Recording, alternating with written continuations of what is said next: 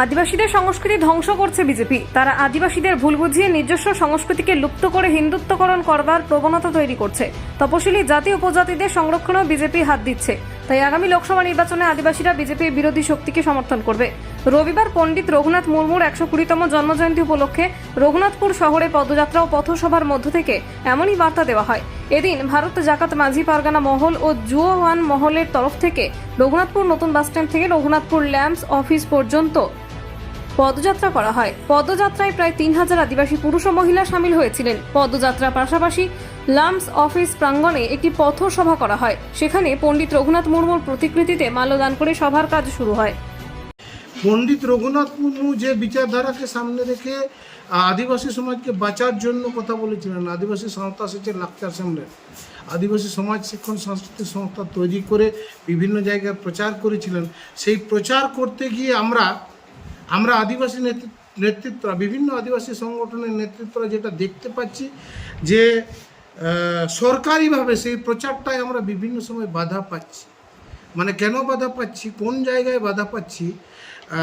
সরকার সংবিধানের যে আইন, যে নিয়ম, যে কানুন তৈরি করে গেছে, সেই আইন কানুনটা আমরা প্রতিষ্ঠা করার জন্য এখন যখন উঠে পড়ে লাগছি, সরকার কিন্তু সেই সময় এই আইনটাকে ভেঙে দেওয়ার জন্য, ধ্বংস করার জন্য উঠে পড়ে লেগেছে। বিশেষ করে গত 10 বছরে এই কেন্দ্র সরকার, আমাদের যিনি কেন্দ্র সরকার আছেন, সেই সরকার আদিবাসীদের এই মানে রিজার্ভেশন থেকে শুরু করে অন্যান্য যে সামাজিক সাংবিধানিক আইনগুলো আছে, সামাজিক যে কাস্টমারি ল আছে, সেইটাকে ধ্বংস করার জন্য কিন্তু নিয়মিত কাজ করে চলেছেন এবং বিভিন্ন কর্মসূচি গ্রহণ করছেন।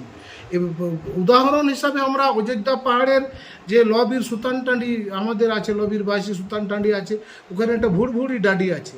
ভুড়ভুড়ি ডাডিটাকে সীতাকুণ্ড নাম নিয়ে সেই জায়গাটাকে দখল করার চেষ্টা করছে। আদিবাসীদের ধর্মীয় এবং সাংস্কৃতিক স্থলটাকে